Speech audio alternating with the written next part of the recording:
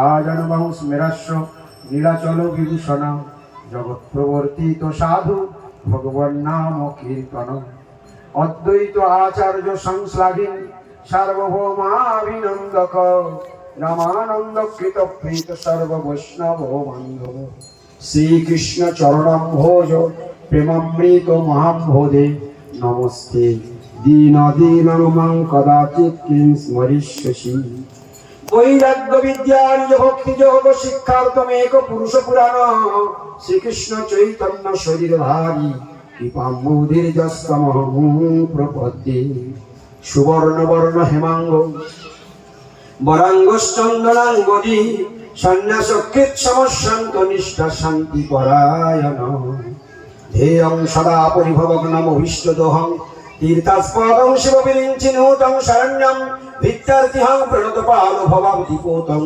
বন্দে মহাপুরুষতে চরণারবিন্দম দিশি দিশি রচয়ন্তি সঞ্চরণ্যত্রলক্ষ্মী বিলসিত পুরলিপি খণ্ডরিতস্য খেলাম হৃদয় মধুমল্লিক মল্লবাধি শোষণ অখিল গুণ গভীরাং রাধিকামর্চয়ামি পিতুরীয় বিশ্বভানুরন্নবয় প্রশস্তিং জগতি কিল সমস্ত সুষ্ঠু বিস্তারয়ন্তি ব্রজনিপতি কুমারম খেলয়ন্তি সখীভি সুরভিনী নিজ কুণ্ডে রাধিকামর্চয়ামি শরদুপচিত রাকা কৌমদিনাথ কীর্তি প্রকল দীক্ষা দক্ষিণ স্মের বক্তাং নরদ গভীর উপাঙ্গ উত্তঙ্গিত অনঙ্গ রঙ্গাং পরিত রুচিত রঙ্গাং রাধিকামর্চয়ামি কুজত কোকিল হংস সারস গণাকীর্ণ ময়ূরাকুলে নানারত্ন নিবদ্ধ মূল পীঠব শ্রীযুক্ত বৃন্দাবনীম রাধা কৃষ্ণ অহর্নিশম প্রভজত জীবার্থ যৌ যৌ মুদা বন্দে রূপ সনাতন রঘুযুগৌ শ্রীজীব গোপালক হে রাধে ব্রজ দেবীকে চলিতে হে নন্দ সুনকুত শ্রী গোবর্ধন কল্প পাদুবতরে কালিন্দী বন্যে কুত বসন্ত ইতি সাগ্বত গজপুরে খেদৈর মহাপ্রিয় বল বন্দে রূপ সনাতন রঘুযুগৌ শ্রীজীব গোপালক পঞ্চদত্তাত্মকম কৃষ্ণম ভক্তরূপ স্বরূপকম ভক্ত অবতারং ভক্তাখ্যং নমামি ভক্ত শক্তিকম জয় শ্রীকৃষ্ণ চৈতন্য প্রভু নিত্যানন্দ শ্রী অদ্বৈত গদাধর শিবাসাদি গৌর ভক্ত গোবিন্দ হরে কৃষ্ণ কৃষ্ণ কৃষ্ণ হরে হরে হরে রাম রাম রাম হরে হরে নিতাই গৌর সীতানাথ প্রেমানন্দে হরি হরি বল নিতাই গৌর সীতানাথ প্রেমানন্দে হরি হরি বল নিতাই গৌর সীতানাথ প্রেমানন্দে হরি হরি হরি সর্বাগ্রে পরম আরাধ্যতম শ্রী শ্রী গৌরীয় গুরুবর্গের শ্রীপাদ পদ্মের কৃপা ভিক্ষা করে আজকে দক্ষিণ 24 পরগনা গৌরী মিশন নামক সঙ্গীত পরিবেশনায় এবছরের চতুর্থ নামহট্টে কিসমত গোয়ালবেড়িয়া নিবাসী তারক প্রভুর শুভ আহ্বানে বৈষ্ণব সমাগমে এই মধ্যাহ্নকালীন ভাগবত ধরার সময় কিছু ভগবানের অমৃত কথা কীর্তন মুখে শ্রবণ করে নিজ আত্মা শোধন করবার প্রয়াস করছি।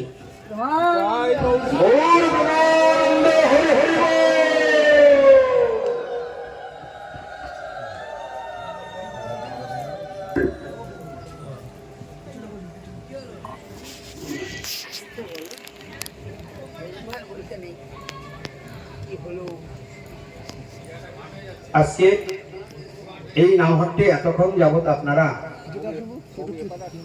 আমার গুরু ভ্রাতাগণের শ্রীমুখ থেকে আপনারা তাদের অনুভবের কথা শ্রবণ করেছেন। যার যেমন অনুভব সেই অনুভব অনুসারে তারা তাদের কথাগুলি ব্যক্ত করেছে। যে যেভাবেই বলুক না কেন তারা ভগবানের কথা কীর্তন করবার প্রয়াস করেছেন। ভগবানের এমনই একটি গুণ রয়েছে, ভগবান অদোষদর্শী। ভগবান কোনদিন কারোর দোষ দেখতে পান না। আর এই মহাগুণে গুণী হচ্ছেন বৈষ্ণবগণ। শাস্ত্রে বলছে কৃষ্ণের গুণগুলি কৃষ্ণ ভক্ততে সঞ্চয়। ভগবানের কত গুণ রয়েছে? ভগবানের অনন্ত গুণ রয়েছে। সেই অনন্ত গুণে পরমেশ্বর ভগবান প্রতিটি গুণে তিনি পরিপূর্ণ। আর তার প্রিয় ভক্তগণ, তাদের মধ্যে সেই ভগবানের গুণগুলি বিন্দু বিন্দু আকারে সঞ্চারিত হতে থাকে যতক্ষণ সেই কৃষ্ণ ভক্ত ভগবানের সঙ্গে তার স্মরণে, তার কীর্তনে, তার বন্দনে, তার অর্চনে, তার ধাম পরিক্রমণে সর্বদাই নিযুক্ত থাকে। ধীরে ধীরে যেমন লৌহখণ্ড চৌম্বকত্ব প্রাপ্ত হয়, কৃষ্ণ ভক্তগণ ঠিক ভগবানের গুণগুলি নিজের মধ্যে আনয়ন করতে সমর্থ হয়। আমরা অনর্থগ্রস্ত সাধক, আমরা ভগবানের গুণগুলি পাবো এই আশায় নয়। ভগবান আমাদেরকে শেখালেন কিভাবে তোমরা ভাববে, কিভাবে তোমরা আমাকে চিনবে, কিভাবে তোমরা আমাকে বুঝবে, কিভাবে বন্দনা করতে হয়, কিভাবে ভগবানের চরণে প্রার্থনা করতে হয়। স্বয়ং ভগবান মহাপ্রভু তার শিক্ষা অষ্টকের মধ্যে বলতে গিয়ে বলছেন, ওই নন্দতনুজ কিংকরং পতিতং মাং বিষমে ভবাম্বুধৌ কৃপয়া তব পাদপঙ্কজ স্থিত ধূলি সদৃশং বিচিন্তয়। কিরকম কথা? ওই নন্দতনুজ, ওহে নন্দনন্দন। এখন কথাটি কে বলছেন? মহাপ্রভু। মহাপ্রভু কে? আমরা সাধু মুখে শুনেছি, শাস্ত্রে শুনেছি, এই গৌর, সেই কৃষ্ণ, সেই জগন্নাথ। স্বয়ং ভগবান গৌর সুন্দর তিনি ভক্তভাব অঙ্গীকার করে কৃষ্ণের কাছে প্রার্থনা করছেন, জগৎকে শেখাচ্ছেন, তোমরা আমাকে দেখে শেখো কিভাবে কথা বলতে হয় ভগবানের সঙ্গে।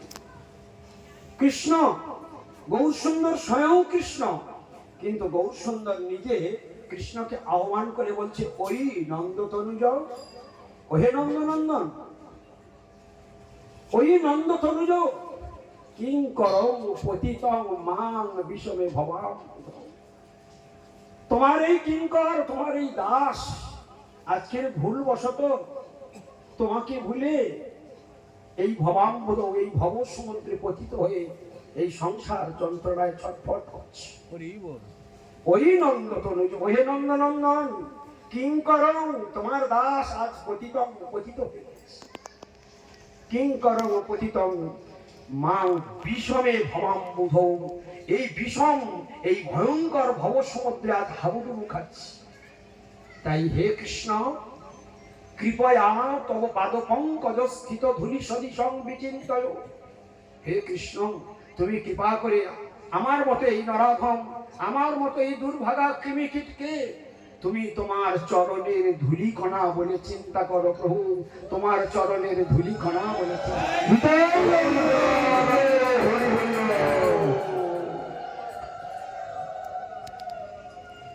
মহাপ্রভু স্বয়ং তার শিক্ষা অষ্টক, 8টি শিক্ষা তিনি দিয়েছেন।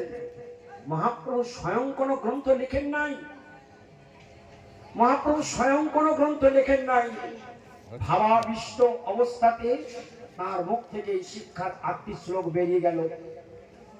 চেত দর্পণ মার্জনং ভব মহাদাবাগ্নি নির্বাপনম স্যাহ কৈরব চন্দ্রিকা বিতরণং বিদ্যাবুধ জীবনম আনন্দ অম্বুদি বর্ধনং প্রতিপদং পূর্ণামৃতাস্বাদনম সর্বাত্ম স্নপনং পনং বিজয়তে শ্রীকৃষ্ণ সংকীর্তন। এই যে শ্লোক, 8টি শ্লোকের প্রথম শ্লোকে, দ্বিতীয় শ্লোকে কি বলছেন? এই 8টি শ্লোকের প্রথম শ্লোকের মধ্যে তিনি নামের কি অদ্ভুত মহিমা রয়েছে। 8টা শিক্ষা, 8টা শিক্ষার প্রথম শ্লোকের মধ্যে কি শিক্ষা আমরা অনেকে মুখস্থ করেছি, কিন্তু ভাবার্থটা আমরা বুঝতে পারি না, যার ফলে আমাদের ভক্তিটা আসে না। ভক্তির নাটক হয় বটে, কিন্তু ভক্তিটা শৈলী হয় না। ভক্তিটা হচ্ছে ব্রহ্মাদিরও দুর্লভ।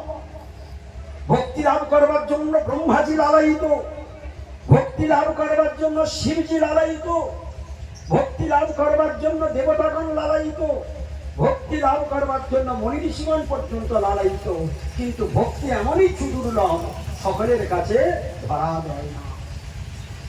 ভক্তি কেবলমাত্র ভক্তের হৃদয়ে গুপ্তভাবে লুকিয়ে থাকে, সেখান থেকে ভক্তি পাওয়া যায়, ভক্তি কোথাও ছড়িয়ে বেড়ায় না। তাই ভক্তি আমাদের হয় না কেন? আমরা যথার্থ সাধু সঙ্গে যথার্থভাবে হরিকথা শ্রবণের পিপাসা থেকে দূরে সরে রয়েছি, তার জন্য ভক্তি আসে না। তো সাধু সঙ্গে এই কথাগুলো শুনলেই আমরা বুঝতে পারবো। আজকের কলিযুগের যুগধর্ম হরিনাম সংকীর্তন, এটা আমরা শুনি, কিন্তু সেই নামের মহিমা কীর্তন করেছেন স্বয়ং মহাপ্রভু। কি কীর্তন করলেন? বলছে এই নাম যদি কোনোদিন কোনো ভাগ্যে কারোর জিহ্বায় উচ্চারণ হয়, কি অপূর্ব কথা, যদি কোনোদিন কোনো ভাগ্যে কারোর জিহ্বাতে স্ফুরণ হয়, তাহলে স্বর্গ মর্ত্য পাতাল ত্রিভুবনে সেই মহিমা বিস্তার হয়ে যাবে। সারা ত্রিভুবন প্রেমের বন্যায় হাসবে, কাঁদবে, নাচবে।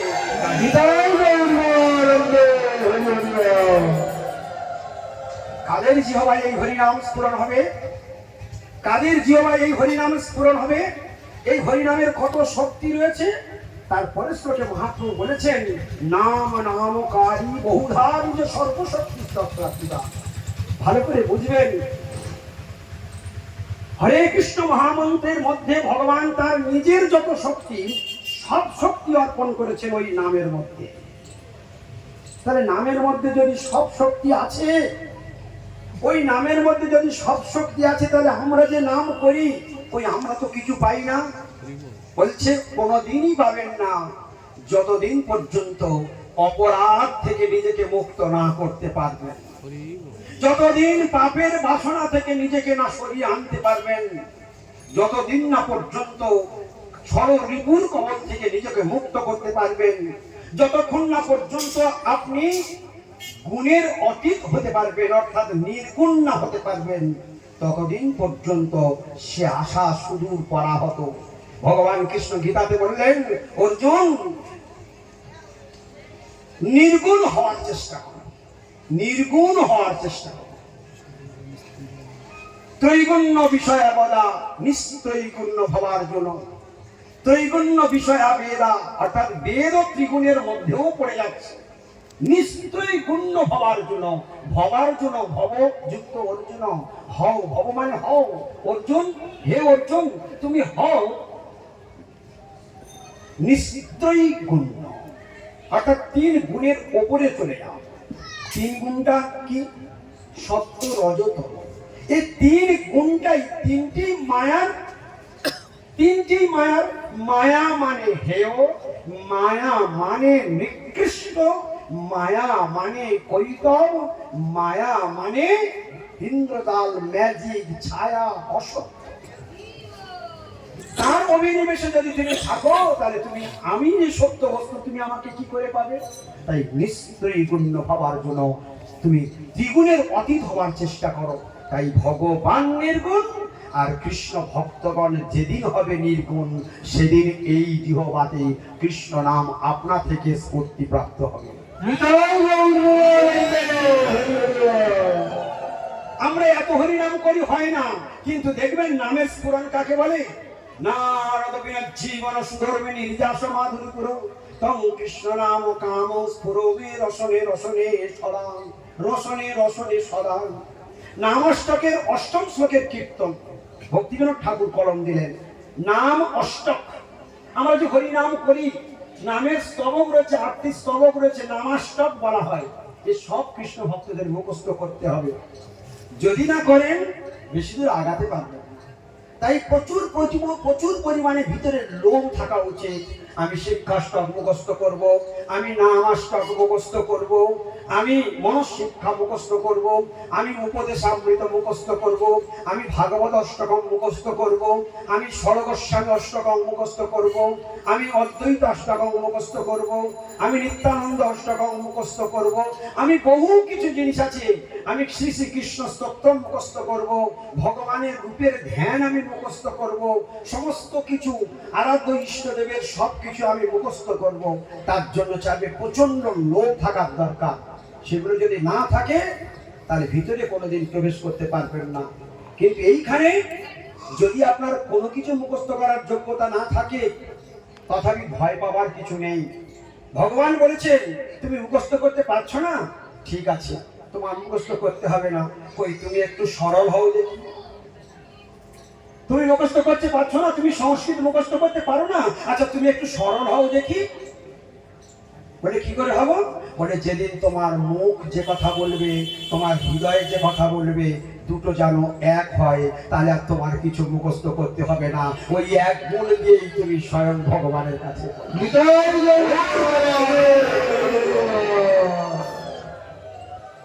যতদিন না সরলতার কাছে পৌঁছাতে পারবো ততদিন পর্যন্ত ভগবান কোথায়? তো সেই নামাষ্টকের অষ্টম শ্লোকে কি বলছে? নারদ বিনজ্জীবন সুধর্মী নির্যাস মাধুরী পুর তং কৃষ্ণ নাম কাম স্ফুরমে রসনে রসনে সদা, স্ফুরমে রসনে রসনে সদা। এটা এই কলিহত যে বুঝতে পারবে না বলে ভক্তিবিনোদ ঠাকুর এত দয়ালু ভক্তিবিনোদ ঠাকুর তিনি বলছেন, দাঁড়াও, তোমরা লেবু এক জায়গায় আছে, চিনি আর এক জায়গায় আছে, ওই বটিটা আর এক জায়গায় আছে, গ্লাসটা আর এক জায়গায় আছে, আমি সব জোগাড় করে শরবত বানিয়ে দিচ্ছি, তোমরা শুধু খাও। তোমাদের আর জোগাড় করে খেতে হবে না, আমি বানিয়ে দিচ্ছি, তোমরা খাও। তাই ভক্তিবিনোদ ঠাকুর কলম দিলেন, বলে ওই শ্লোক মুখস্থ করতে পারছো না, এই কীর্তনটা গাও। ওই শ্লোকই মুখস্থ হয়ে গেল। সেই কীর্তন কি? নারদ মনে বাজায় বিনা রাধিকার মন নামে, নারদ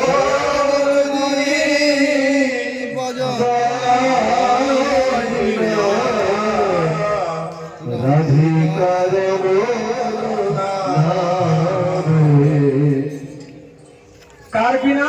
নারদ বিনজ্জীবন, নারদের বিনার জীবন স্বরূপ কে? সেই কথা বলছি। নারদ মনে বাজায় বিনা রাধিকার মন নামে,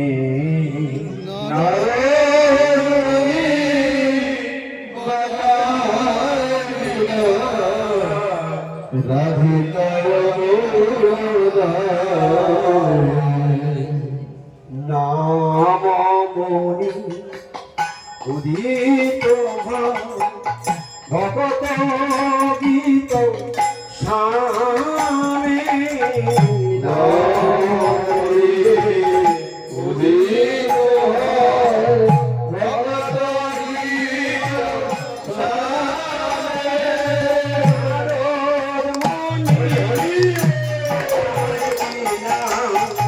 রাধিকার মন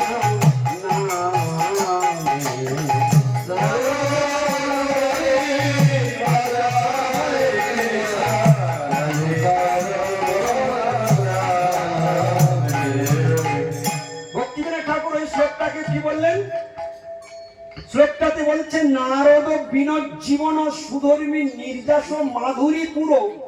ওই বিনার ঝঙ্কার থেকে কৃষ্ণ নামের মাধুর্যের রস বিচ্ছুরিত হচ্ছে। কোন নামে? কোন নামে? রাধিকা রমণ নামে। এই রাধিকা রমণ নামটি কার বিনার তারে ঝঙ্কার হচ্ছে? নারদের বিনার ঝঙ্কার, বিনার তারে নারদ মুনি বাজায় বিনা রাধিকা রমণ নামে। তার পরের লাইনটা কি বলছে? নাম অমনি উদিত হয়, নাম অমনি উদিত হয়। আশ্চর্য কথা, অমনি উদিত হয় মানে অনেকে ভাষাটা তো বুঝতেই পারে না। যেটা আমরা বলি আপনা থেকে কোনো কায় ক্লেশার করবার দরকার নেই। আমরা এত হরিনাম করছি, আমাদের চোখে এক ফোঁটা জল আসে না, আমাদের হৃদয়ে গলে না। গতকাল সুমাত্রার ওখানে কথা বলছিলাম, প্রসঙ্গক্রমে বলছিলাম যে মহাপ্রভু যখন প্রেমে আচার খেতেন, অষ্টসাত্ত্বিক বিকার হতো, সেই প্রেম দেখে এমন ভাবে তিনি আছাড় খেয়ে পড়তেন, পাশে যে ভক্তগণ থাকতো তারা ভয়ে কেঁপে উঠতো, এই বোধহয় হাড়গুলো গুঁড়ো হয়ে গেল, এই বোধহয় হাড়গুলো সব গুঁড়ো হয়ে গেল। তারা ভয়ে কেঁপে উঠতেন, এমনই ছিল। বলছে বৃন্দাবন দাস ঠাকুর কলম দিয়ে বলছে, ওই পড়ে যাওয়াটা তো হলো, কিন্তু পাশে মানুষ কি কাঁদবে, পশু পাখিগুলো কাঁদছে, এবং পাশে পড়েছিল শুকনো কাঠ, সেই কাঠটাও গলে আস্তে আস্তে মাটির সঙ্গে মিশে গেল, পাথরে পড়ে মাটির সঙ্গে এমনই মহাপ্রভুর প্রেম। সেই প্রেম ধর্ম, এই বৈষ্ণব ধর্ম, এই সেই ধর্ম, এই সেই ভাগবত ধর্ম, এই সেই আত্মধর্ম, যে ধর্ম আজকের নামহট্টের মাধ্যমে আমরা সেই গোপন কথাগুলি মহাপ্রভুর আনিত ধর্ম, তার প্রচারিত ধর্ম আজকে আমরা এখানে বসে বসে শুনতে পাচ্ছি। তার গুণ কথা, তার লীলা কথা, তার শেখানো কথা, তার শিক্ষার কথা, তার আদর্শের কথা আজকে আমরা এখানে নামহট্টে শুনতে পাচ্ছি।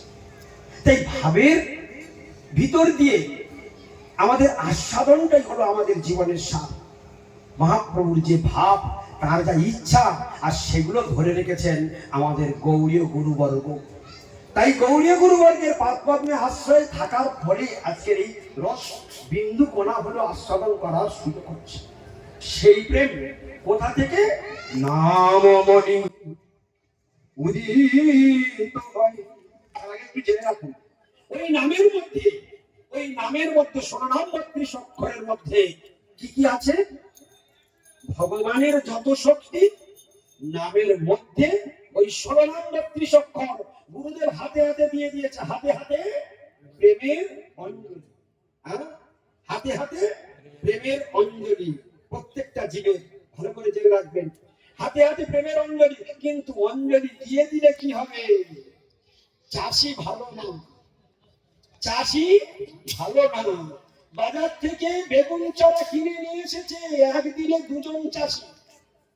দুজন চাষি একসঙ্গে পাশাপাশি বাগান বেগুন চারা কিনে নিয়ে এসেছে। পাশের বাগানে ১ মাস পরে ফল ফুল ধরে বেগুন গাছ কালো ভোমরার মতো হয়ে রয়েছে, ফল ফুল অপূর্ব ধরা ধরেছে।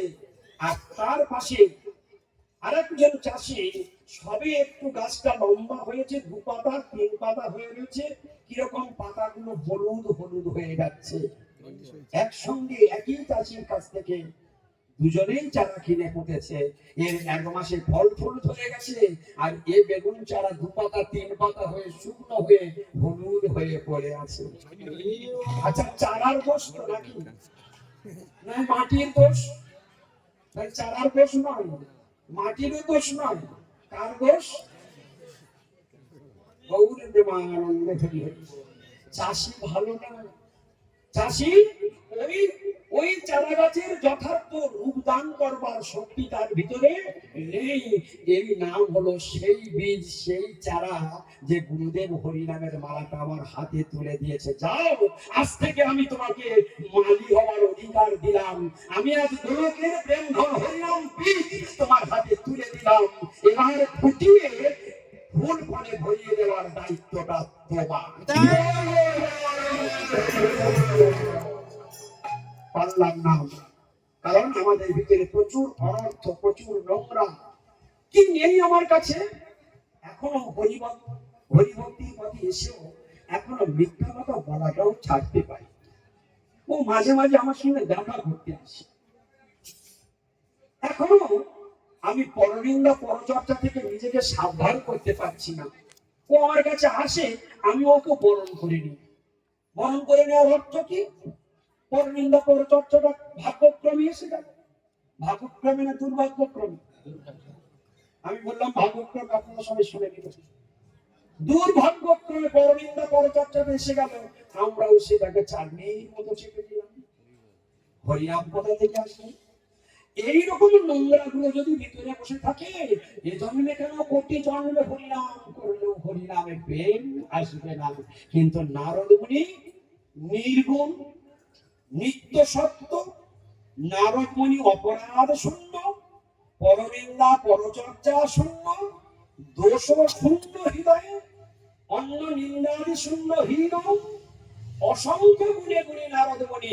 তাই যেই বিনার ঝংকারে নারায়ণের নাম টান দিয়েছে, সঙ্গে সঙ্গে রাধিকা রমণের নামে টান দিয়েছে। নাম মনি উদিত ভগত গীত সামনে উদিত ভগত গীত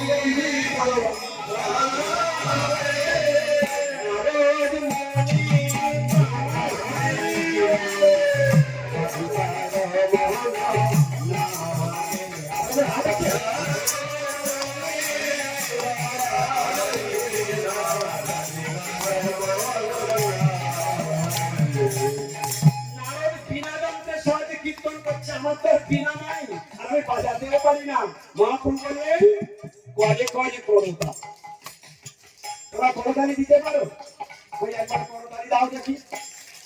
বাবা খুব সুন্দর, যা করতালি দিয়েছ একদম একদম সচিন তেন্ডুলকর ছক্কা মেরেছে, আর মাঠে যে হাততালি হয় সেই হাততালি হয়েছে।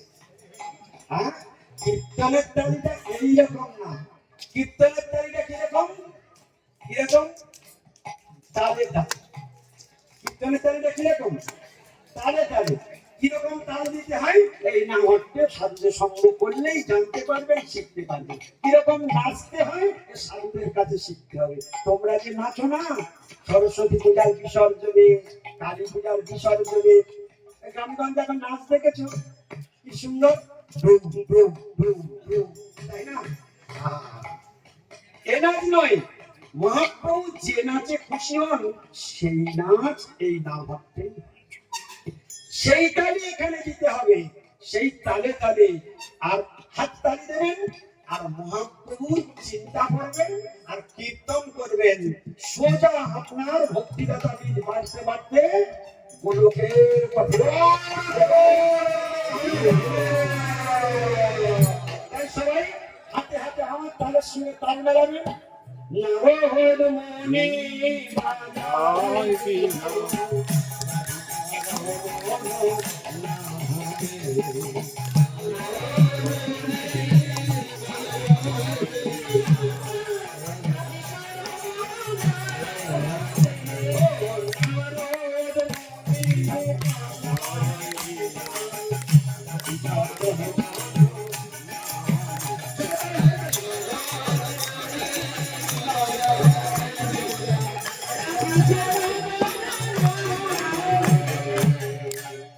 আপনার থেকে উদিত হয়েছে। কি হচ্ছে এবার শুনুন, কি হচ্ছে? অমিয় ধারা করিছে শ্রবণ যুগল দিয়া,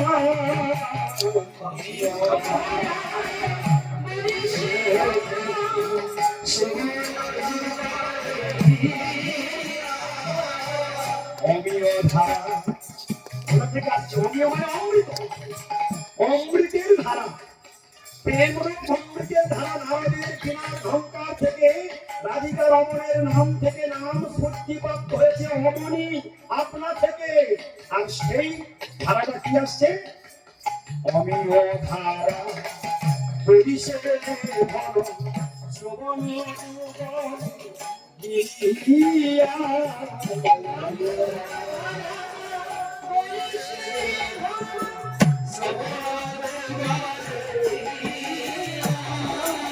সকলের কর্ম করে যখন সদস্য হচ্ছে হরিনাম, সকলে কি হচ্ছে?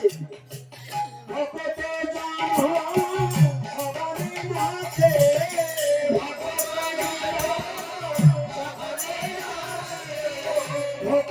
জন ভবানী নাচে,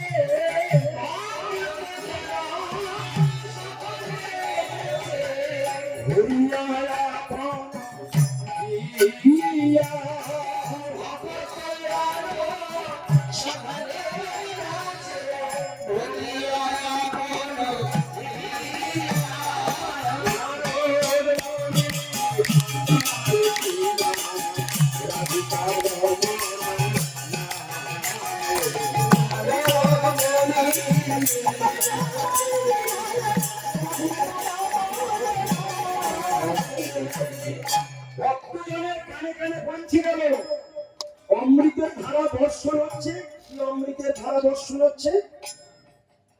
কি অমৃত? নাম রূপ অমৃতের নাম স্ফুরণ প্রাপ্ত হয়েছে। অর্থাৎ কুমড়োর দানা এখন কোলা হয়ে আস্তে আস্তে অঙ্কুরোদ্গম হয়ে দুটো পাতা ছেড়ে দিয়েছে। ছেড়ে দিতে দিতে আস্তে আস্তে আস্তে আস্তে 3 পাতা হয়ে গিয়েছে, তারপর 4 পাতা হয়েছে, তারপরে আস্তে আস্তে ডোক বেরিয়ে গেছে, ধীরে ধীরে লতানো শুরু করে দিয়েছে। এটা যেমন অঙ্কুরোদ্গমের বৈশিষ্ট্য, আর কৃষ্ণ নামের প্রেমের ধারা বর্ষিত হয়ে সকল ভক্তের কানে কানে পৌঁছে গিয়েছে। সেখানে কি হচ্ছে? সবাই নৃত্য করছে, ভকত জন সঘনে নাচে। নারদমণি কোথায় কীর্তন করছিল জানেন? নারদমণি কোথায় কীর্তন করছিল? অন্তরিক্ষে। কোথায়? অন্তরিক্ষে মানে আকাশ মার্গে। শূন্যে কীর্তন করতে করতে ভাসতে ভাসতে চলে যাচ্ছে। আর সেই কীর্তনের ধ্বনি কি হচ্ছে জানেন? এই পুকুরের মাঝখানে একটা বড় ঢিল ফেললে সেখানে কি সৃষ্টি হয়? তরঙ্গ ঢেউ সৃষ্টি হয়। আর সেই ঢেউটা কি কোথায় গিয়ে শেষ হয়? যতক্ষণ না পর্যন্ত পাড়ের গায়ে গিয়ে ধাক্কা মারবে ততক্ষণ পর্যন্ত তার বিশ্রাম নেই। এখানে যে প্রেমের ঢেউ উঠেছে নারদমণির বিনার ঝংকার থেকে, ওই প্রেমের ঢেউ স্বর্গ মর্ত পাতাল বন পর্যন্ত।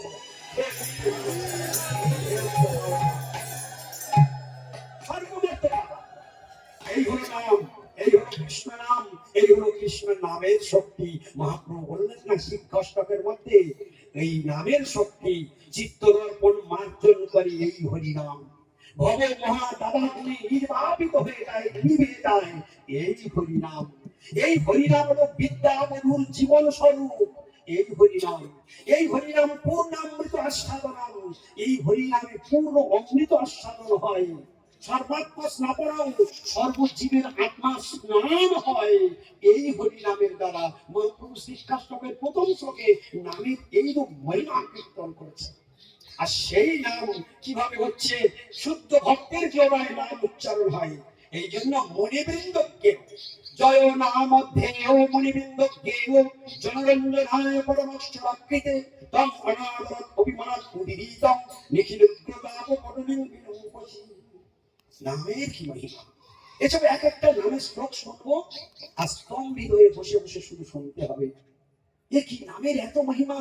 আর আমরা সেই নামকে নামের মালাটা নিয়ে যেখানে সেখানে ফেলে রাখছি।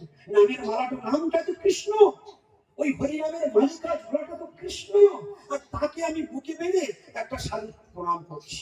ওই নামের মালা কাছে থাকলে কাউকে প্রণাম করতে হয় না। মালা যদি কাছে থাকে, আমি যদি প্রণাম করি আমি অপরাধী হই।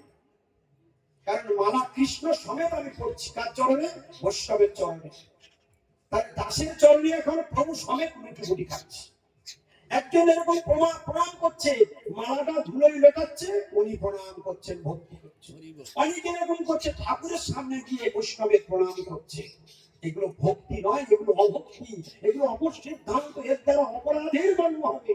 তাই এটা আমাদের এই নামহট্টটা ভক্তি শিক্ষা স্কুল। এখানে প্রণাম শিখতে হবে, এখানে কীর্তন শিখতে হবে, এখানে নাচ শিখতে হবে, এখানে হাততালি দেওয়া শিখতে হবে, এখানে মৃদঙ্গ বাজানো শিখতে হবে, এখানে ভক্তির কথা বলা শিখতে হবে। এটা হলো পারমার্থিক স্কুল। আমরা এখানে ছেলে খেলা করতে আসি না। আমরা ওই তারকবাবুর বাড়িতে ডাল্লা রসা খাবার জন্য আসি না। এখান থেকে বহু দূর দূর থেকে, সেই ক্যানিং থেকে, ডায়মন্ড হারবার থেকে, কলকাতা থেকে, বহু দূর দূর থেকে ভক্ত এসেছেন। গাড়ির পয়সা খরচা করে, এদের কারোর গাড়ি ভাড়া দিতে হয়নি। এরা শুধু কৃষ্ণ কথার চাতক পাখি বলে তাই এইখানে এসে তারা উপস্থিত হয়েছে শুধু ভগবানের কথা শুনবো। ভগবানের কথার মধ্যে এইরকম জাদু রয়েছে। তাই সেই নামের আজকের বিচ্ছুরণ হচ্ছে কোথায়? নারদ মুনির বিনা থেকে। যেমন পুকুরে ঢিল মারলে ওটাই হলো কেন্দ্রবিন্দু, তার ঢেউ পুকুরের চারিদিকে ছড়িয়ে গেল। আর নারদ মুনির বিনাটা হলো কেন্দ্রবিন্দু, সেখান থেকে প্রেমের ঢেউ আর ঝঙ্কার উঠেছে, আর তা ছড়িয়ে গেল ত্রিভুবন, স্বর্গ মর্ত আর পাতাল। এইবার সেই ছবি আমরা দেখব। প্রথমে কি শুনেছি? প্রথমে শুনেছি ভকত জন সঘনে নাচে ভরিয়া আপন হিয়া। কোথায় কোথায় প্রবেশ করেছে? প্রথম কোথায় প্রবেশ করেছে? না, এখানে কি বলেছে? অমিয় ধারা পরিষে ঘন শ্রবণ যুগলে গিয়া। সেই অমৃতের ধারা বর্ষণ আরম্ভ হয়ে গেছে, প্রেমের ধারা, প্রেম বৃষ্টি আরম্ভ হয়ে গেছে, প্রেমের বৃষ্টি আরম্ভ হয়ে গেছে। কোথা থেকে? কোথা থেকে এটা সৃষ্টি হলো? ওই নারদ মুনির বিনা যন্ত্র মেঘ থেকে বৃষ্টি আরম্ভ হয়েছে। এখানে মেঘকে, এখানে নারদের বিনাটাই হলো মেঘ। হ্যাঁ, নারদ মুনির হৃদয়ের প্রেম মেঘ, ওখান থেকে বিনার ঝংকার থেকে বৃষ্টি আরম্ভ হয়েছে। কি বৃষ্টি আরম্ভ হয়েছে? প্রেম বৃষ্টি আরম্ভ হয়েছে। আর সেই প্রেম বৃষ্টি কি বলছে দেখো, সেই বৃষ্টি কিরকম বৃষ্টি? তাও পর্যন্ত বিশেষণ দিয়েছে বরিশে ঘন। বরিশে ঘন শব্দগুলো মাপ করুন। কিরকম বর্ষা? ঘন বর্ষা। ঘন বর্ষা আর মিনমিনে বৃষ্টি দুটো এক জিনিস। নারদ মুনির বিনার ঝংকার থেকে ঘন বর্ষা হচ্ছে। আর সেটা কি হচ্ছে?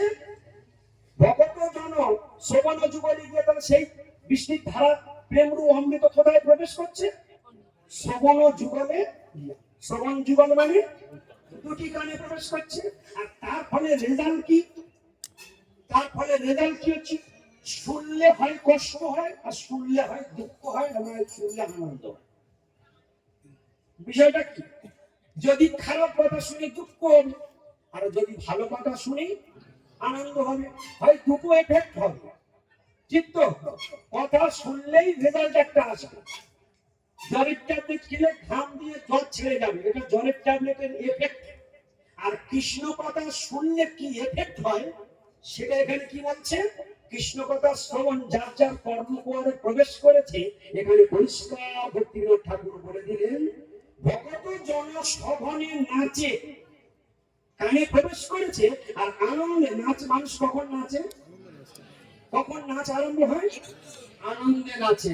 দেখুন, ভগত জন সঘনে নাচে, হরিয়া আপন হিয়া। আজ হীরাটা হৃদয়, হীরা মানে হৃদয়, হৃদয়টা আজ আনন্দে মেতে উঠেছে। যখন কেউ আনন্দ পায় তখন আর বলতে হয় না তুমি উঠে দাঁড়িয়ে নাচো। কি বলতে হয়? যদি ওই সুর, ওই তাল আমার হৃদয়ে মানে এসে পৌঁছে যায়, ও আর বলতে হয় না, আপনা থেকেই গায়ের দোলন, আপনা থেকে মাথার দোলন, আপনা থেকে চলন বলন শুরু হয়ে যায়। এই জন্য বলছে ভকত জন সঘনে নাচে, ভরিয়া আপন হিয়া। তাই নারদ মুনি বাজায় বীণা, রাধিকার মন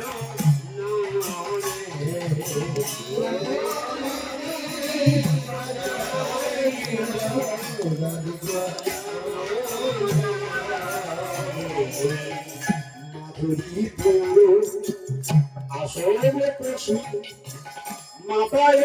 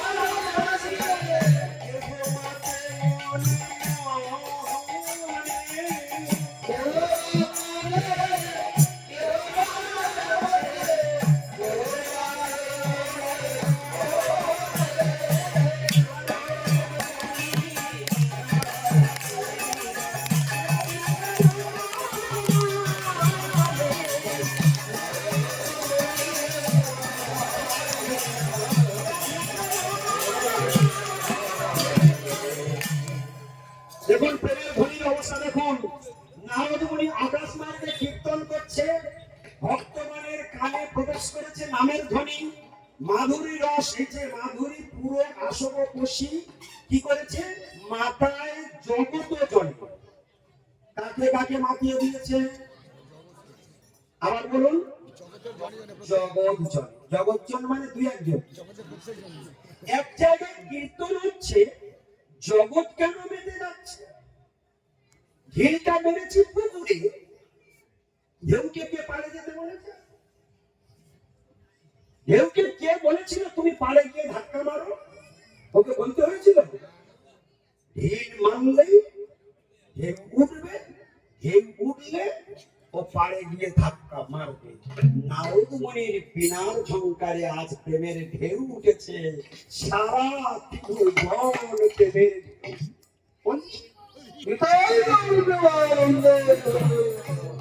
কীর্তনকারে বলে দেখুন, নামকারে বলে দেখুন, অপরাধযুক্ত হৃদয়ে এ নাম স্ফুরণ হয় না। নারদ মুনি নিরপরাধ, নারদ মুনি নিরপরাধ। তিনি অন্য নিন্দারু শূন্য হৃদয়, অন্য নিন্দারু শূন্য হৃদয়, যার হৃদয়ে বিন্দুমাত্র কারোর সম্বন্ধে কোন নিন্দা নেই, স্বচ্ছ স্ফটিকের মতো নির্মল তার হৃদয়, তার জীবনে কৃষ্ণ নাম স্ফূর্তি প্রাপ্ত হবে। তার জ্বলন্ত উদাহরণ হলো মহাভাগবত নারদ মুনি। কীর্তনকারে বলে, নামকারে বলে, আজকে আমরা সেটাই শুনছি। তার ফল কি দেখা গেল? কেহ কাঁদে, কেহ নাচে, কেহ মাতে মনে মনে।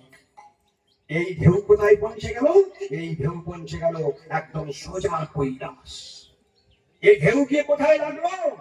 কৈলাসে শিবজি পঞ্চমুখে রাম নাম গান ত্রিপুরারি, পঞ্চমুখে রাম নাম করছে। এই নারদ মুনির বিরাট ঝংকারের প্রেমের ঢেউ ধাক্কা মেরেছে শিবজির কর্ণকুহরে। শিবজি কি করলেন? পঞ্চবদন নারদী প্রেমের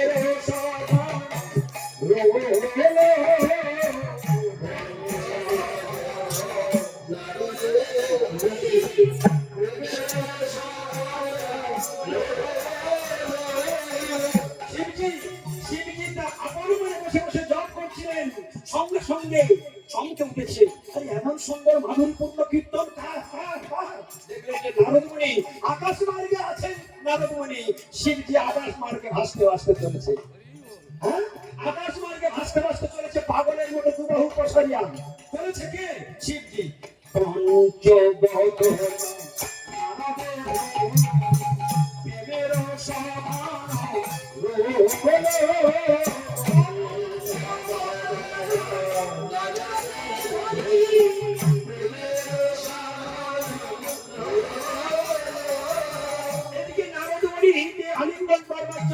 শিবজি ছুটেছে, ওদিকে কমলা শোনো নাচিয়া বলে,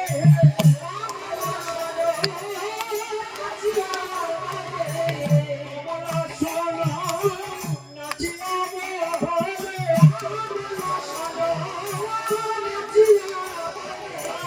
কমলা শোনো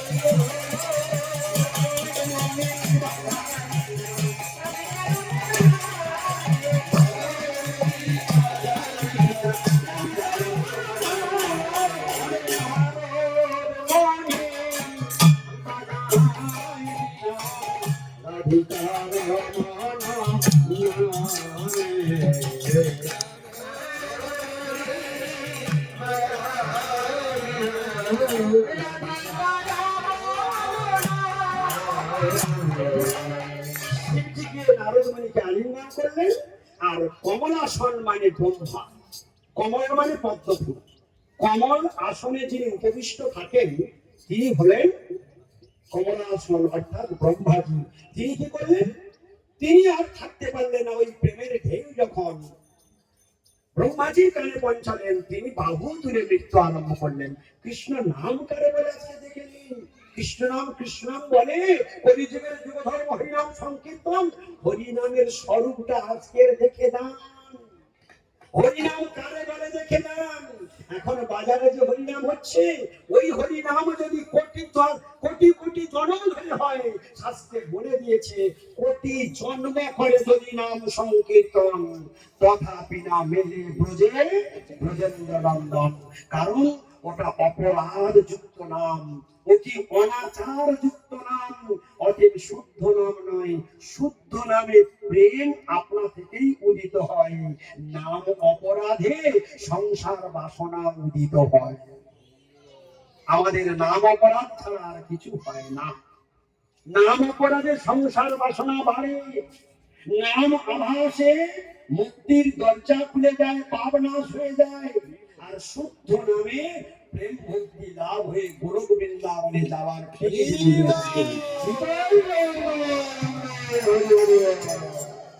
তাই আজকে কমলাসন। তাহলে এই প্রেমের ঢেউ গিয়ে কোথায় চলে গেল?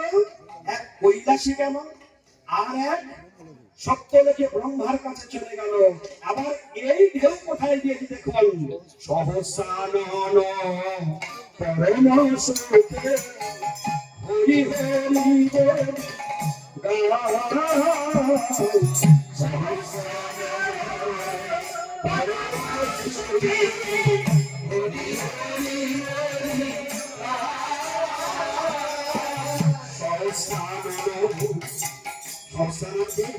অনন্তদেব শেষ দেব, অনন্তদেব শেষ দেব, তার কতক্ষণ সহস্র।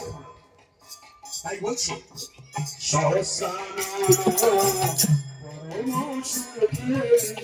হরি হরি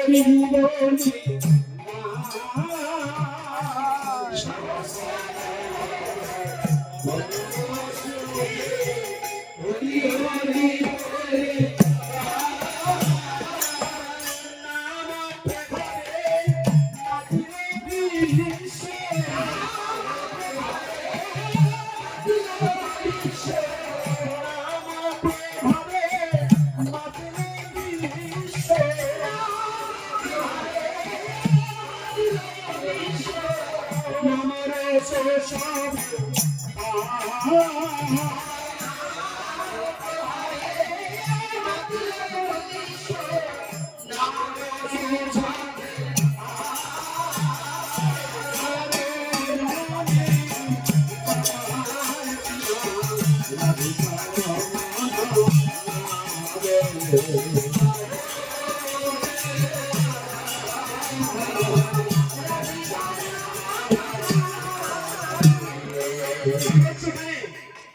এখানে নারদ মুনি বাজায় দিনে রাধিকা রমণ নামে, কিন্তু নামের ধ্বনিটা কোথায় পৌঁছে গেল? পাতাল লোকে। নামের ধ্বনি কোথায় পৌঁছে গেল? পাতাল লোকে। সহস্রানন পরম সুখে হরি হরি বলি গায়। আর কি নাম প্রভাবে, নামের এমন প্রভাব কি হয়ে গেল? মাতিল বিশ্ব। এর আগে বলেছে জগৎ, এখানে কি বলেছে? বিশ্ব। নাম প্রভাবে মাতিল বিশ্ব, নাম রস সবে আর কেউ বাকি থাকলো না। সকলের কাছে নামের রস পৌঁছে গেল। এইবার শেষ কথা বলছে, নারদ বিনোদ জীবন সুধুর্বে নির্যাস মাধুরী পুরো তং কৃষ্ণ নাম পুরো মে রসনে রসনে সদা। পুরো মে রসনে রসনে সদা। আপনারা বলুন, পুরো মে রসনে রসনে সদা। সদা মানে সর্বদা, পুরা মানে স্ফুরণ হল, মে মানে আমার, রসনে মানে জিহ্বা। আমার জিহ্বায় নাম রস পূর্তি। এইখানে শেষ উপসংহারে ভক্তিবিনোদ ঠাকুর কলম দিলেন, শ্রীকৃষ্ণ নাম রসনে স্ফুরণ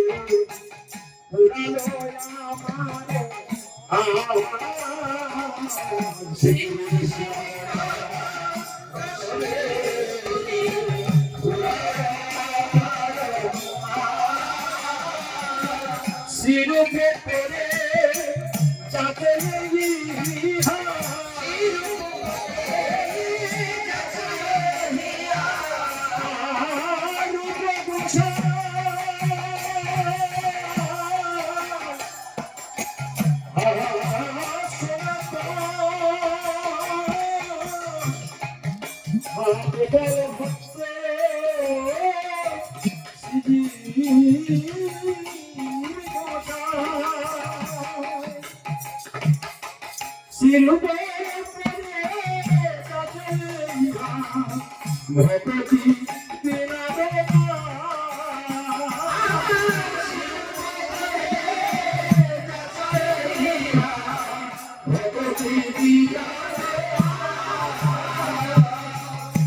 ভগতি প্রার্থনা করলেন যখন শ্রীকৃষ্ণ নাম রসনে স্ফুরি, রসনে রসনে মানে কি জিহ্বা, স্ফুরে মানে স্ফূর্তিপ্রাপ্ত হওয়া।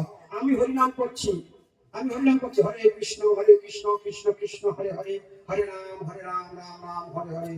নো সাউন্ড, কোনো ধিকার নেই, কোনো রোমাঞ্চ নেই, কোনো অশ্রু নেই, কোনো গানার ফাঁকি মেরে উঠল না, কোনো কিছু রিয়াকশন নেই। আর নারদ মুনির কীর্তনে সারা ত্রিভুবন রিয়াকশন, নিজের অ্যাকশন আর এক অ্যাকশনে সারা ত্রিভুবনের অ্যাকশন। এই হলো শুদ্ধ নামের প্রকাশ, এই নামের স্ফুরণ। এই কথা বলছে।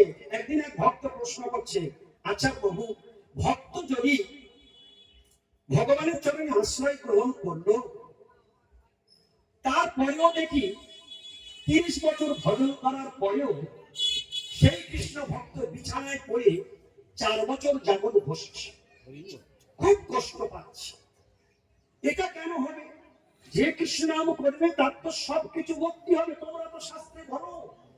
আর নামের যদি এত শক্তি, তাহলে এই ভক্ত তো 30 বছর হরি নামের মালা জপ করেছে, তাহলে তার এই দশা কেন হলো? প্রশ্ন কি আপনাদের জানতে ইচ্ছা করছে না? নামের মহিমা কীর্তন হচ্ছে, এর ফিডব্যাক প্রশ্ন যে প্রভু নামের যদি এত শক্তি, তাহলে এই দশা কেন?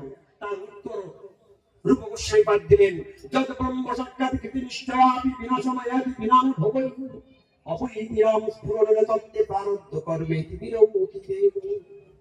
উত্তর দেওয়া হয়ে গেছে, আপনারা সব বুঝে পেরেছেন? কেন এই বিছানায় বসে, কেন সাধু করে থাকে, সেই উত্তর দেওয়া হয়ে গিয়েছে, সব শাস্ত্রে আছে। আমাদের কিচ্ছু দিতে হবে না উত্তর, আমাদের কিছু বানাতে হবে না, নাটকবাজি করতে হবে না, সব গোস্বামীগণ আমাদের খাবার রেখে দিয়ে গিয়েছে। জগতের লোক যা বলবে সব প্রশ্নের উত্তর আছে এই ছড়ার ভিতরে। অর্থাৎ তোমাকে স্টাডি করতে হবে, তোমাকে দেখতে হবে জগতের কত মানুষের কত প্রশ্ন আছে, সে প্রশ্নের উত্তর যতক্ষণ না তুমি খতম করতে পারবে, ততক্ষণ পর্যন্ত ওর উদ্ধত মস্তক, দাম্ভিক মস্তক, অহংকারী মস্তক কখনো মহাপ্রভুর চরণে লুটিয়ে পড়বে।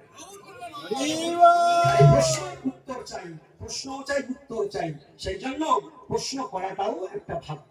কিন্তু কখনো এরকম প্রশ্ন করতে যেও না, দেখি এমন প্রশ্ন করব সাধুকে একদম তাক লাগিয়ে দেবো, সাধুর 12টা বাজিয়ে দেবো একদম। বলো তো বউ, রাধার কেন মা বলে না? গৌর প্রেমানন্দে ঘটি, বুঝতে পারছো? বলো প্রভু, মহাভারতের সব থেকে বড় বীর কে? আচ্ছা বলো তো, পাণ্ডু মরে গেল কেন তাড়াতাড়ি? গৌর প্রেমানন্দে ঘটি। মানে ও আমার থেকে বেশি জানে, ওই যে প্রশ্ন করছে না, ও আমার থেকে ওটা জানে, ভালো মতো জানে, বেশি বেশি জানে। দেখি প্রভু কি বলে, ঠিক কিনা? এইরকম সাধুকে কখনো বাজাতে যেও না। সাধুর কাছে আসতে হয় কিভাবে, শাস্ত্রে তাও বলা আছে। সাধুর কাছে কি করে যেতে হবে, কৃষ্ণ ভগবান গীতাতে বলে দিয়েছে। কিভাবে? তদ্বিদ্ধি পরিপাতেন পরিপ্রশ্নেন সেবয়া উপদেক্ষ্যন্তি জ্ঞানম জ্ঞানীন তত্ত্বদর্শিনা। সাধুর কাছে কি করে যাবে আগে শেখো। প্রশ্ন করা তো অনেক পরের কথা। সাধু তোমার প্রশ্নের উত্তর দিতে যাবে কেন? ডোন্ট কেয়ার, তুমি হুয়ার তুমি কে? আমি কেন তোমার প্রশ্নের উত্তর দেবো? আমি কি তোমার প্রশ্নের উত্তর দিতে বাধ্য? কখনো না। সাধু তো সাধু, সাধু সাধু। যে যে গ্রামের নাগরিক পুলিশের চাকরি পেয়েছে, যখন খাকি পোশাকটা তার পরা থাকে না, তাকে দেখে সকলে ভয় পায়। কিছু কিনা। আর যখন সে সিম্পল পোশাক পরে তখন তাকে কেউ পরোয়া করে, কিছু কিনা। তো কৃষ্ণ ভক্তের যেদিন থেকে কপালে তিলক উঠে যায়, কলসির মালা উঠে যায়, ধুতি পাঞ্জাবিটা পরে নেয়, ওই খাকি পোশাক পরা হয়ে গেল, ও রাজার বেটা রৌদ্রকে মানব। হ্যাঁ, এই আমার একটা প্রদীপ সামনে বসে আছে, অনেক কষ্টে রাস্তা থেকে পুড়িয়ে পেয়েছি, বুঝলে কিনা, অনেক কষ্টে একটা প্রদীপ জোগাড় করে ফেলেছি। হ্যাঁ, যাই হোক, সাহেব থেকে প্রদীপ হয়েছে। হ্যাঁ, যাই হোক, তো সাহেব এটা আমাদের ভাগ্য, এসব মহাপ্রভুর কৃপা ছাড়া কিছু হয় না। এখন যে কথাটা আমরা শুনছিলাম কি, কেন এই সাধু বিছানায় পড়ে থাকে? কেন সাধু বিছানায় পড়ে থাকে? আরে এর অনেকগুলো কারণ আছে। উত্তরটা কি দিচ্ছেন অবশ্যই চলুন একবার শুনে নেওয়া যাক। উত্তর কে দিচ্ছেন এখন? এই প্রশ্নের উত্তর কে দিচ্ছেন? রূপ গোস্বামী পাঠ করুন। কি বলছেন সেটা আমরা এখন শুনবো। যদ ব্রহ্ম সাক্ষাৎ কৃতনিষ্ঠ আপি বিনাশম আয়াতি বিনাম ভোগৈ অপরিতি নাম স্ফুরণ তত্ত্বে প্রারব্ধ কর্মেতি বিরক্তিবে। আবার বলি, যদ ব্রহ্ম সাক্ষাৎ, শুধু শুনে যান, বুঝতে না পারলেও দোষ নাই, কারণ এগুলো অপ্রাকৃত শব্দ তরঙ্গ। মনে রাখবেন, শব্দ করে চলে যাচ্ছে। নারদমণির বিরাট ঝঙ্কার শব্দ উচ্চারণ হয়েছিল, কিন্তু সেই শব্দ কি ছিল? অপ্রাকৃত শব্দ, অভিন্ন কৃষ্ণ। তাই যার কর্ণে কুয়ারে প্রবেশ করেছে, সঙ্গে সঙ্গে অ্যাকশন শুরু। এখানে যে শব্দগুলো উচ্চারণ হচ্ছে, এই শব্দগুলো অপ্রাকৃত শব্দ তরঙ্গ, এই ভগবানের অভিন্ন শব্দ। তাই বুঝতে না পারলেও দোষ নাই, কানটা খাড়া করে শুধু শুনে নিলেই মঙ্গল। আমি বলছি, আপনারা শুনুন। যদ ব্রহ্ম সাক্ষাৎ কৃতিষ্ঠয়াপি বিনাশম আয়াতি বিনাম ভোগৈ অপরিধি নাম স্ফুরণ তত্ত্বে প্রারব্ধ কর্মেতি বিরক্তিবে। আচ্ছা, আপনারা বুঝতে পারেননি, আমি একটা সত্য করে আপনারা বলবেন, আচ্ছা সবটা শোনার পর আপনাদের ভালো লেগেছে কিনা? সত্যি করে বলবেন। বুঝতে পারেনি, যদি শুনে এত ভালো লাগে, তাহলে বুঝতে পারলে তাহলে কেমন ভালো লাগবে। মানে শাস্ত্রের প্রতিটা কথার মধ্যে কি অমৃত লুকিয়ে রয়েছে ভাবতেও পারবেন না। অমৃতের খনি রয়েছে। এই যে কথাগুলো হচ্ছে, এসবগুলো অনুভবের কথা, শুনলে পাগল হয়ে যাবে। এই যে কথাগুলো হচ্ছে, এই শব্দগুলো কৃষ্ণ, এই শব্দগুলো কৃষ্ণ বলে। কেন এগুলো কৃষ্ণ? এই শব্দগুলো কৃষ্ণ কেন বলে? ভগবান কত দয়ালু, বুঝতে পারবে না।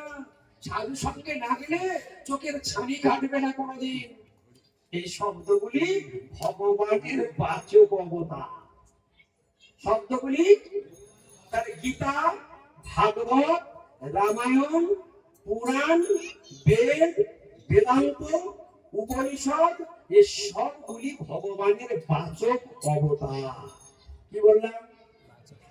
তাহলে বাচক অবতার মানে কি? ওই কথাগুলো তো ভগবান। তাই তো বুঝতে না পেরেও তবু ভালো লাগে, বুঝতে না পেরেও ভালো লাগলো। এক সময় ভাগবত কথা বলছেন সুখদেব গোস্বামী, পরীক্ষিত মহারাজ বসে বসে চাতকবাগের মতো শুনছে। বলছে, প্রভু আপনি আরো কৃষ্ণের মহিমা করুন, আরো করুন, আরো শুনে শুনে যেন তৃপ্তি হচ্ছে না। পরমতুলা বিদ্যা উত্তম শ্লোক বিক্রমে যৎসিন্ন ভালো সজ্ঞান সাধু সাধু পদে পদে যত শুনছি আরো পিপাসা বেড়ে যাচ্ছে, আরো আরো স্বাদ লাগছে, আরো স্বাদ লাগছে। আর বলুন বলুন বলুন, আপনি আরো বলুন। সুখদেব গোস্বামী বলছেন, জানো পরীক্ষিত, যখন কৃষ্ণ গোচারণে যেতেন, ওই ব্রজের গোপীরা রাস্তার দুধারে সারি সারি দাঁড়িয়ে যেত। কেন? তারা কেন দাঁড়িয়ে যেত? কৃষ্ণের এখন গোচারণে যাবার সময় হয়েছে। এখনই যদি গ্রামের মানুষ শোনে যে এখান থেকে মুখ্যমন্ত্রী হেঁটে হেঁটে যাবে, এ কথাটা যদি প্রচার হয়ে যায়, আপনারা বলুন রাস্তার দুধারে কত লোক দাঁড়িয়ে যাবে? যাবে কিনা বলুন? তাহলে একজন নামজাদা ব্যক্তি, খুব স্বনামধন্য ব্যক্তি, যশস্বী ব্যক্তি যখন কোন জায়গা থেকে যায়, আর সেটা যদি কেউ শোনে, সবাই তাকে একবার এক পলক দেখবার জন্য চেষ্টা করে। আর ব্রজগোপীগণ কাকে দেখবার জন্য রাস্তার দুধারে দাঁড়িয়ে যায় প্রতিদিন প্রতিদিন? একদিন নয়, বলে কালকে তো দেখেছি, আজকে আবার কি যাওয়ার দরকার? কৃষ্ণ প্রতিদিন গোচারণে যায়, আর ব্রজের গোপ গোপী সব রাস্তার দুধারে দাঁড়িয়ে যায় কাতারে কাতারে। বলতে বলতে সুখদেব গোস্বামী বলছে জানো তো, এই ব্রজের গোপীরা নিজের পুত্রের থেকেও কৃষ্ণকে নন্দনন্দন ওই যশোদার পুত্রকে অধিক স্নেহ করে। এই কথাটি যেই বলেছে, পরীক্ষিত মহারাজ বলছে এটা কি করে সম্ভব? প্রভু এটা কি করে সম্ভব হয়? আজ পর্যন্ত জীবনে পাড়া প্রতিবেশীর মধ্যে কোনোদিন দেখি নাই। জগৎ সংসারে আমি এতদিন রাজত্ব চালালাম, আজ পর্যন্ত আমি কোনোদিন দেখি নাই যে নিজের ছেলের থেকে পরের ছেলের প্রতি অধিক স্নেহ করছে। এটা অসম্ভব ব্যাপার। এটা কি করে হতে পারে প্রভু? এটা কেন হবে? আপনি কৃপা করে বলুন, কেন ওই কৃষ্ণের প্রতি নিজের ছেলের থেকে এত স্নেহ, এত প্রীতি, ভালোবাসা কেন? প্রশ্ন যেমনই বলেছে, সঙ্গে সঙ্গে প্রশ্ন করেছে। এই তো শ্রোতা, শ্রোতা নিখুঁত শ্রোতা হলে ওর মধ্যে প্রশ্ন জাগরিত হয়ে কথা হয়ে যাচ্ছে, ওই কথার মধ্যে প্রশ্ন আসছে। ঠিক যেমন আমি বলে দিলাম যে নামের যদি এত শক্তি, তাহলে ওই বৈষ্ণব 30 বছর ধরে হরিভজন করার পরেও কেন বিছানায় বসছে? তাহলে তোমার নামের শক্তি কোথায়? এই যে চিন্ময় প্রভু বাংলাদেশে জেলের মধ্যে ঢুকে বসে আছে, ওই তোমার হরির যদি এত শক্তি, তোমার হরি নামের যদি এত শক্তি, তাহলে সেই চিন্ময় কেন জেলে বসে আছে? আমার কাছে অনেকজন প্রশ্ন করে। দেখো, তোমার আমার বুদ্ধিতে জগৎ চলে না। ভগবান কৃষ্ণ অর্জুনকে গীতাতে বললেন, অর্জুন অথবা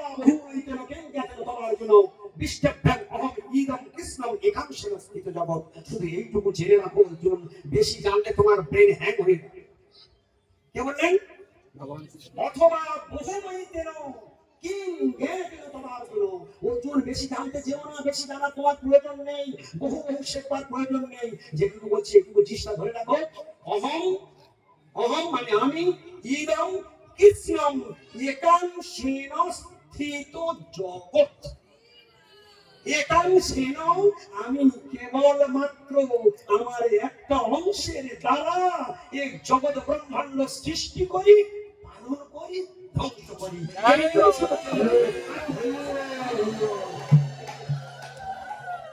এইটুকু জানলেই তোমার হয়ে যাবে, বেশি জানবার দরকার নেই। ব্রেনটা হ্যাং হয়ে যাবে। কারণ ছোট ব্রেনে মানুষ পাগলা হয় কেন? কেন?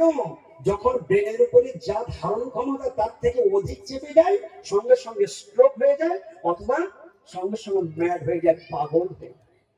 ধারণ ক্ষমতা কি কম? সেই জন্য এই ভগবান অর্জুনকে বললেন, কত ধরবে অর্জুন, শুধু এইটুকুই জেনে রাখো, অধিক তোমার সত্তা হয়ে যায়। ভগবানের কথা কেন যে চিন্ময় জেলে আছে? আমরা যাই বাজারে, যাই কলা বেচতে, আসার সময় একটা কুড়ুলের বাঁট মানে কিনতে বাকি ছিল, সেটা কিনে নিয়ে এসেছি। এক ঢিলে 2 পাখি। স্ত্রী বলছে, তুমি কুড়ুলের বাঁটটা নিয়ে এসো। কুড়ুলের বাঁটটা নিয়ে এসে বলে, বৃহস্পতিবার দিনে আমি কলা বেচতে যাবো, একেবারে নিয়ে আসবো। আজকে আবার ফের কেন যাবো 13 কিলোমিটার পথ? উঠবে না বন্ধ হলি। বুঝতে পেরেছো? আমরা এক ঢিলে 2 পাখি মারি। আর গোবিন্দ যখন একটা লীলা করে 10, 20, 40 পাখি মেরে দেয়। কারণ তার উদ্দেশ্য কেউ বুঝতে পারে না। কোথা থেকে যে কি করবে, কেন চিন্ময়কে জেলে রেখেছে, এর কারণ ওই চিন্ময়কে জেলে রেখেছে ওই মাসি। ওই চিন্ময়কে কে জেলে রেখেছে? মাসিওয়ালাই রেখেছে। কারণ তার ইচ্ছা ব্যতীত গাছের পাতা নড়ে না। তার মানে ওদিকে চিন্ময় ঢুকে বসে আছে, আর এদিকে তোমরা খবর পড়ছো, পেপার পড়ছো, সব টিভি দেখছো যে বাংলাদেশের বর্ডারে চীনের সৈন্য, মায়ানমারের সৈন্য, ভারতের সৈন্য সব জড়ো হচ্ছে। কেন হচ্ছে? চিন্ময় জেলে আছে, তো তোমাদের গায়ে এত জ্বালা হচ্ছে কেন? কারণ এই দ্বারা একে কেন্দ্র করে কতগুলো ঘুঁটি চালবে, এই বাসিওয়ালা। যার যার অহংকার হয়েছে, সব কটা দম্ভ অহংকার শূন্য করে দেবে। যেমন কংসের অহংকার সবংশে নিধন, জরাসন্ধের দম্ভ অহংকার সবংশে নিধন, ঠিক কিনা? রাবণের অহংকার সবংশে নিধন, ঠিক কিনা? এই জন্য ভগবান যে কার অহংকারের জন্য এত কিছু খেলা খেলেছে, কারোর বলবার শক্তি নেই। ওই যে সাধু কেন 30 বছর হরিভজন করে 3 বছর 4 বছর বিছানায় পড়ে আছে, তার উত্তরটা দেয়া হয়ে গেছে, কিন্তু এখনো ভাঙা হয়নি, যার ফলে বোঝা যাচ্ছে না। আজকের এই পর্যন্ত সিরিয়াল বন্ধ থাক, সিরিয়াল এই পর্যন্ত বন্ধ থাক। হ্যাঁ, আচ্ছা টিভি যখন সিরিয়াল বন্ধ করে তখন বলে বলে বন্ধ করে, ও ঠিক মোমেন্টে ঝাড় দিয়ে দেয়, কি ঠিক কিনা? তো ওইখানে বন্ধ করে দিই, কি সামনে? হ্যাঁ, তার মানে জানা গেল যে কৃষ্ণ কথায় কি রস আছে, কৃষ্ণ কথায় কি জাদু আছে। যে বোঝেছে সে ডায়নোমাইট থেকে আচার খেয়ে নামাতে ছুটে আসবে, সে ক্যানিং নদী পার হয়ে আচার খেয়ে ছুটে আসবে। এখানে আছে সুন্দরবন দয়াপুরে সজনে খালি থেকে এসেছে, ওই দেখো আমাদের স্কুল মাস্টার দাঁড়াও, তুমি ওটা দাঁড়াও, সজনে হাত তুলুন, দুয়ার তুলুন। ওই দেখুন দয়াপুর সজনে খালি জঙ্গল, যেখানে রয়্যাল বেঙ্গল টাইগার থাকে, তার পাশে মানার বাড়ি, সেখান থেকে ছুটে এসে নাম হাঁটতে গৌর আনন্দে হরি হরি। হ্যাঁ, উনি একজন শিক্ষক, প্রাইমারি স্কুলের টিচার। হ্যাঁ, আমাদের গুরু ভাই সেখান থেকে ছুটে এসেছে কৃষ্ণ কথা শোনার জন্য। তাহলে যারা চাতক পাখি তারা ঠিক চলে যাবে যেখানে। তাই এসে বলছি প্রভু আমি নামাজের খবর পাই না। আমি বললাম বিষয় ছেড়ে দিয়েছে, তুমি এবারে মানে মিডিয়ার হাইলাইটে ছেড়ে দাও, গ্রুপ ছাড়াও, যাতে যারা বাইরে পড়ে আছে তারাও যেন জানতে পারে।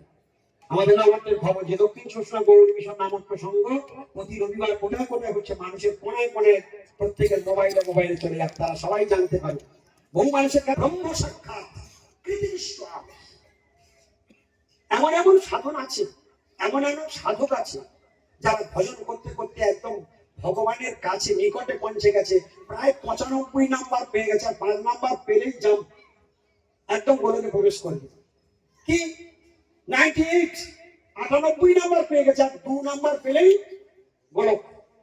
বলছে ওখান থেকে সাপের গালে পড়ে 99 সাপের গালে পড়ে একে চলে এসেছে গৌরীকে মানন্দে।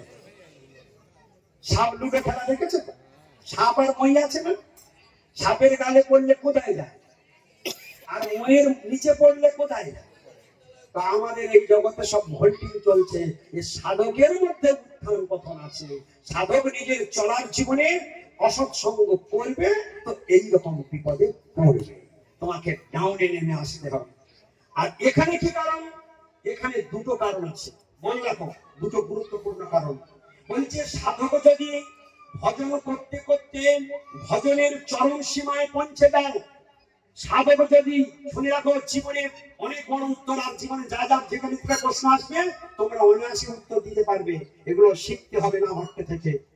সাধক যদি ভজন করতে করতে ভজনের চরম সীমায় চলে যায়, সেই স্থানে পৌঁছায় কেন? সেখান থেকে পতন হওয়ার সম্ভাবনা আছে। তার দুটো কারণ আছে। প্রথম কারণ, ভগবান দেখলেন যে এই জন্মে আমার এই ভক্ত আমার জন্য তার সাধন করেছে, ওর কর্মফল আরো অন্তত একটুখানি বাকি আছে। ভগবান চিন্তা করলেন এটুকুর জন্য ওর পরের জন্ম আনবো, আমি এত কৃপণ, এই জন্মেই ওকে গোলকে নিয়ে চলে যাব। বাবা তোর যেটুকু আছে তুই বিছানাতে শুয়ে শুয়ে ভোগ করে নে, এই জন্মেই তোকে আমি গোলকে নিয়ে চলে যাব। তোকে আর এই মায়ের গর্ভে, কোনো মায়ের গর্ভে আমি তোকে পাঠাবো না। ওই মায়ের গর্ভটা হচ্ছে সাক্ষাৎ নরক, ওখানে আমি আমার ভক্তকে রাখতে পারি না। যারা আমার ভজন করে না তাদেরকে আমি বারবার মাতৃগর্ভে নিক্ষেপ করি, যন্ত্রণা ভোগ কর ওখানে। আর আমার ভক্ত একটুখানি বাকি আছে, ওই জন্য আমার মায়ের গর্ভে পাঠাবো না। না না, তুমি ওইটুকু ভোগ করে নাও, ওইটুকু ভোগ করলে যেই শেষ হবে সঙ্গে সঙ্গে ওই 2 নাম্বার বাকি আছে ওটা আমি ভোগ ঢুকিয়ে দিয়ে দেবো, আর তুমি গোল গোবিন্দা। ভগবানের লীলা বলবার শক্তি বিশ্ব সংসারে কারো নাই। আপনারা ভেবে দেখুন, ভগবানের আর এক নাম হলো মঙ্গলময়। কথাটা কি ভুল বলা হলো? ভগবানের নাম কি? আচ্ছা, মঙ্গলময়ের দোকানে কত অমঙ্গল কিনতে পাওয়া যাবে? মানে অমঙ্গল তার বাইরেই নেই, দেবে কোথা থেকে? কি ঠিক কিনা? তাই তার কাছে শুধু আছে মঙ্গল। তাই ভগবান যা করেন তাহলে যে উনি পিছনে বসছে, এর পিছনে মঙ্গল আছেই আছে। এই হলো কৃষ্ণ ভক্তদের শিক্ষা। আমাদের সারা জগতের মানুষগুলোকে এইভাবে শিখতে হবে, এইভাবে বুঝতে হবে। দেখবেন কোনো যন্ত্রণা, কোনো কষ্ট, কোনো দুঃখ আপনাকে মুছড়ে ফেলতে পারবে না, আপনাকে ফাঁক করে দিতে পারবে না, আপনাকে আত্মহত্যার দরবার পর্যন্ত নিয়ে যেতে পারবে না, যদি তত্ত্বজ্ঞান না থাকে এই দশায়। সেজন্য আমাদেরকে বুঝতে হবে, তাহলে যত ব্রহ্ম সাক্ষাৎ আপনি বিনা সমায়াতি বিনা ভবই, এই একটা কারণ। আর রূপ গোস্বামী পাদ বললেন ওই কর্মফলের কিছু বাকি আছে, সেই কর্মফল শোধ না হওয়া পর্যন্ত হবে না। আর এখন কি বললো, বলছি ওই কর্মফল সব ধ্বংস করতে হবে।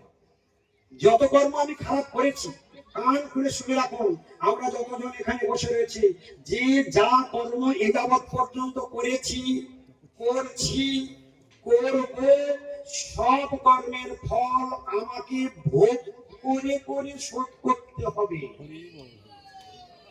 রূপ গোস্বামী পাদের ভাষাটা আমি বলবো, আপনারা বলবেন বিনা ন ভোগই, বলুন বিনা ন ভোগই। কথাটার মানে বাংলাটা একটু অনুভবে ঢুকেছে কি? ভোগ বিনা কর্মফল নষ্ট হয় না, ভোগ বিনা কর্মফল নষ্ট হয় না। বোঝা গেল কথাটি? তাই অমূল্য কেন শুয়ে আছে, ভাই আমাদের সেই ভক্ত কেন শুয়ে আছে? এখনো কর্মফল একটু বাকি আছে। বলছে ওটুকু কি করে শোধ হবে? বলছে রূপ গোস্বামী পাদ লাস্ট যুদ্ধের সময় অস্ত্র ব্যবহার করা হয়, প্রথমবার ব্রহ্মাস্ত্র বের করা হয়। এই যুদ্ধ যখন আরম্ভ হয় তখন প্রথমবার ব্রহ্মাস্ত্র মারা হয়। ব্রহ্মাস্ত্র কখন নিক্ষেপ করা হয়? যখন আর বাঁচার কোনো রাস্তা নেই, আর আমার কোনো শক্তি নেই, এছাড়া আমার বাঁচার রাস্তা নেই, গুরুদেবের নির্দেশ আছে, জীবন সংকট, মরণাপন্ন অবস্থা, শেষ অবস্থা, আর ওই ব্রহ্মাস্ত্র নিক্ষেপ করতে হয় জগতের মঙ্গলের কারণ। এছাড়া কারোর স্বার্থ সিদ্ধি করবার জন্য, জগৎকে ক্ষতি করবার জন্য কখনো ব্রহ্মাস্ত্র নিক্ষেপ করা উচিত নয়। তাই যুদ্ধে কখন ব্রহ্মাস্ত্র নিক্ষেপ করা হয়? সবার শেষে। এইবার রূপ গোস্বামী পাদ বলছেন কর্মফল যেমন ভোগ বিনা নষ্ট হয় না, ওই কর্মফল এক মুহূর্তেই সব ধ্বংস হয়ে যাবে, যা ভোগ বিনা কোনোদিন নষ্ট হয় না। এই আসল কথা এসে গেল, যে কর্মফল ভোগ বিনা নষ্ট হয় না, সেই কর্মফল এক সেকেন্ডেই ধ্বংস হয়ে যাবে, সব ধূলিসাৎ হয়ে যাবে। এ জন্মের নয়, অনন্ত কোটি জন্মের কর্মফলের ভোগ সব এই মুহূর্তে নষ্ট হবে, যদি তোমার জিহ্বায় হরিনাম স্ফূর্তি প্রাপ্ত হয়।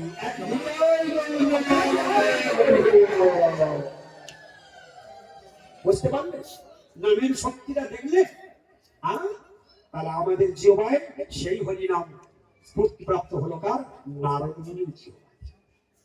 তাই এইরকম নাম যদি আমার জিহ্বায় স্ফূর্তি প্রাপ্ত হবে, অনন্ত কোটি জন্মের সব কর্মফল ধূলিসাৎ। আর যদি সেই নাম উচ্চারিত না হয়, একটা একটা করে প্রত্যেকটা কর্মের ফল ভোগ করে তবে তার কর্মফলের দেনা শোধ করতে হবে। শিখলাম বলা থেকে রূপ গোস্বামী পাদের শিক্ষা, ওইটাও নামাষ্টকের শ্লোক। এই যে আজকে লাস্ট ব্যাখ্যা হলো যেটা নারদ মুনি বাজায় বিনা, এটা নামাষ্টকের অষ্টম শ্লোক। আর এখনই যে কর্মফলের প্রমাণ দেওয়া হলো নামের মহিমা কীর্তন করতে গিয়ে, সেটা হলো ওই নামাষ্টকের চতুর্থ শ্লোক। এবং নামের যে মহিমার কথা শুরু করেছিলাম শিক্ষাষ্টকের প্রথম শ্লোক। এছাড়াও বিভিন্ন দিক থেকে আমরা উদাহরণস্বরূপ বিভিন্ন শাস্ত্রের শ্লোক শ্রবণ করেছি। এইগুলো হলো নামহট্টের শিক্ষার ব্যবস্থা। এই যারা যারা অনেক জায়গায় অনেক নামহট্ট আমরা দেখতে পাই, কিন্তু আমাদের মধ্যে এরকম গৌরবপূর্ণ শিক্ষার ব্যবস্থা দেখা যায়।